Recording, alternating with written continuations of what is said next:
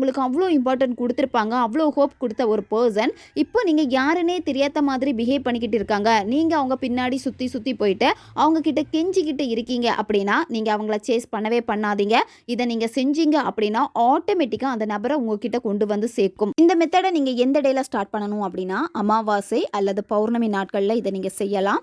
திங்கக்கிழமை, வியாழக்கிழமை இந்த நாட்களையும் நீங்கள் செய்யலாம். ஈவினிங் நீங்கள் 7 மணில இருந்து 9 மணி இந்த இடைப்பட்ட நேரத்துக்குள்ளாடி இதை நீங்கள் செய்யலாம். இந்த மெத்தடுக்கு உங்களுக்கு தேவைப்படுறது ஒரு எல்லோ ஷீட் பேப்பர் உங்களுக்கு தேவைப்படும். எல்லோ ஷீட் பேப்பரில் வந்து சின்ன பீஸ் பேப்பர் வந்து எடுத்துக்கோங்க. அந்த பேப்பரில் உங்கள் பர்சனுடைய பேரை வந்து நீங்கள் எழுதுங்க.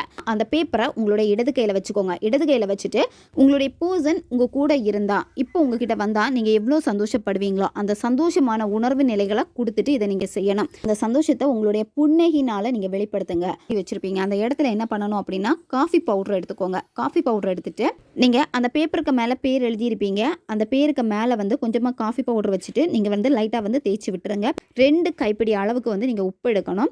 உப்புக்குள்ளாடி தான் இந்த பேப்பர் வந்து இருக்கணும். நல்ல டைட்டாக பாக்ஸ் வந்து முடிக்கோங்க. இந்த பாக்ஸ் வந்து நீங்கள் எங்கே தூங்குவீங்களோ அந்த ரூமில் தான் இருக்கணும். 48 நாட்கள் அப்படியே இருக்கட்டும். 48 நாட்கள் முடிச்சதுக்கு அப்புறம் என்ன பண்ணணும் அப்படின்னா அந்த சால்ட்டில் போட்டு வச்சிருக்கக்கூடிய அந்த பேப்பரை வந்து நீங்கள் இருங்க. சரியா? அந்த உப்பை என்ன பண்ணணும் அப்படின்னா தண்ணியில் கரைச்சிட்டு அதை நீங்கள் எங்கேயாவது ஓரமாக கால் மீதி படாத ஒரு சுத்தமான இடத்துல ஊற்றிடுங்க.